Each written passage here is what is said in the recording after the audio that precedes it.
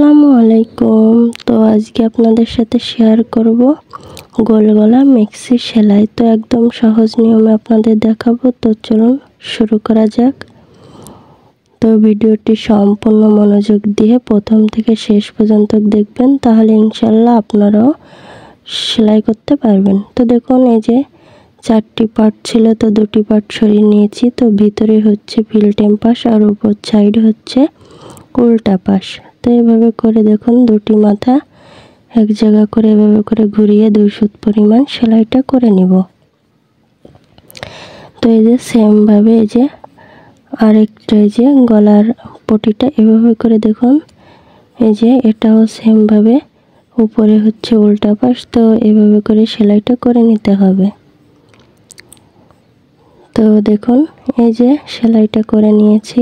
তো এরপর এই যে গলার এই যে পাশ দিয়ে আস্তে যে ছোট করে একটু কাট বসিয়ে দিব, তাহলে গলার ফিনিশিংটা সুন্দর হবে। তো এভাবে করে এই যে উল্টিয়ে এই যে ফিল্টেম পাশে গলার একেবারে পাশ দিয়ে এই যে একটা চাপ সেলাই দেব, তাহলে গলার ফিনিশিংটা ভালো হবে এবং গলাটা পাতায় পড়ে থাকবে। তো দেখুন সেম ভাবে এই যে আরেকটা গলা এই যে একটু একটু কেটে নিব। এদিকে খেয়াল রাখতে হবে যাতে সেলাইটা খুলে না যায়। তো এই যে সেম ভাবে গলার সেলাইটা দিয়ে দিব। তো আমার চ্যানেলে নতুন হয়ে থাকলে অবশ্যই চ্যানেলটি সাবস্ক্রাইব করে দিবেন আর পাশে থাকা বেল বাটনটা অন করে দিবেন নতুন নতুন ভিডিও দেখার জন্য। তো দেখুন, এই যে সেলাইটা দেওয়ার পাশ দিয়ে আর 1 সুত পরিমাণ সরিয়ে এই যে আরেকটা সেলাই দিয়ে দিব, তাহলে দেখতেও সুন্দর লাগবে। তো আপনারা চাইলে দিয়ে দিতে পারেন, না চাইলেও না দিতে পারেন। তো এইভাবে করে সেলাইটা এই যে সেম ভাবে আরেকটা গলায়ও এই যে একই নিয়মে এই যে এভাবে করে দিয়ে দিব। তো এই যে 2টা গলাই কমপ্লিট হয়েছে। তো এরপরে যে মেক্সির কাপড়ের সাথে যে জয়েন দিয়ে দিব। তো এই যে দেখুন, মেক্সি কাপড়টি যে উল্টিয়ে গলার পটিটার সাথে এভাবে করে, তো মেক্সি এই যে তলপিঠে আছে যে ফিল্টেম পাশ আর উপরে আছে মেক্সির উল্টা পাশ। তো এইভাবে করে দেখুন কিভাবে আমি জয়েন দিচ্ছি। তো একটু মনোযোগ দিয়ে ভিডিওটা দেখবেন, তাহলে ইনশাল্লাহ আপনারাও করতে পারবেন। তো এই যে গলার মিডিল পয়েন্টে এবং মেক্সির মিডিল পয়েন্টে দাগ দিয়ে একটা পিন দিয়ে অ্যাটাচ করে নিব, তাহলে কম বেশ হবে না।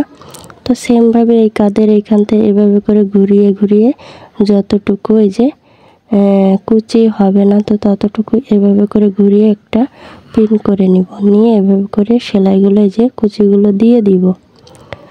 তো আপনারা চাইলে আগে কুচিগুলো দিয়ে নিতে পারেন।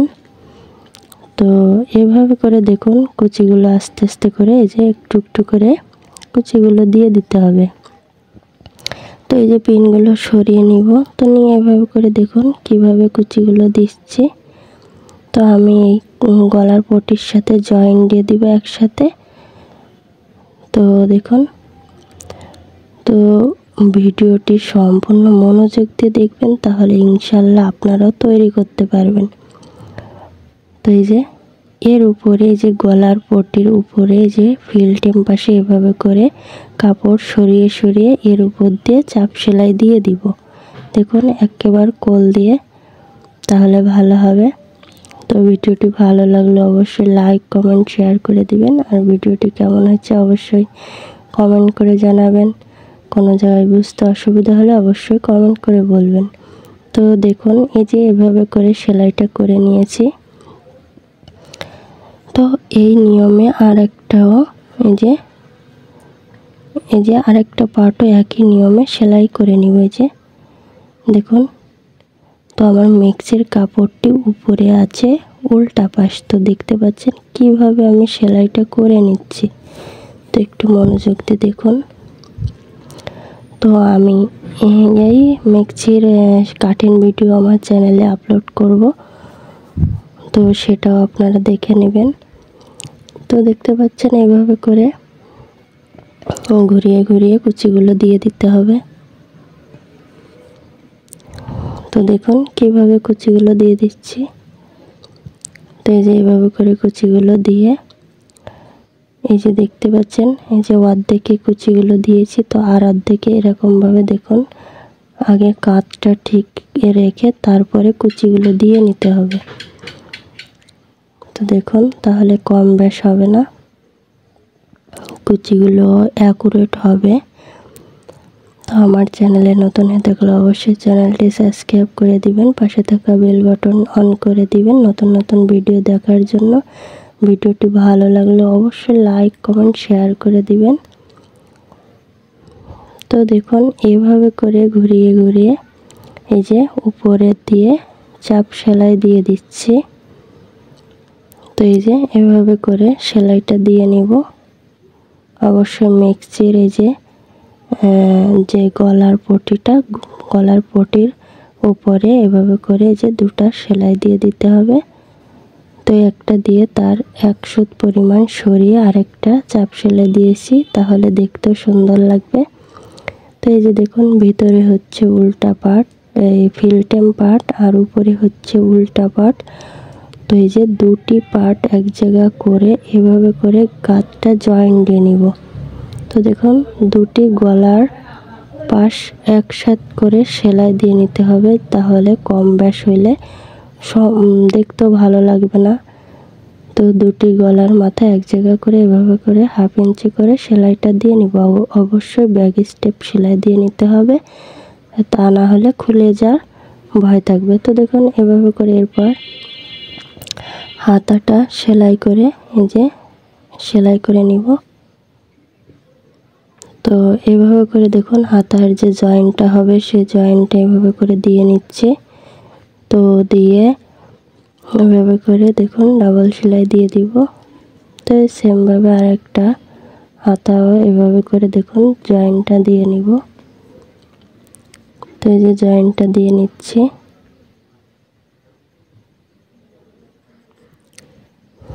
একই নিয়মে দুটো হাতা জয়েন্ট দিয়ে নিয়েছি, নিয়ে এরপর এই যে মোহরিতে এই যে এভাবে করে 1.5 ইঞ্চি কাপড় নিয়েছিলাম বেশি, তো সেই 1.5 ইঞ্চি এভাবে করে 1/2 ইঞ্চি ভিতরে ভেঙে এই যে 1 ইঞ্চি উপরে রেখে এভাবে করে সেলাইটা দিয়ে দিব।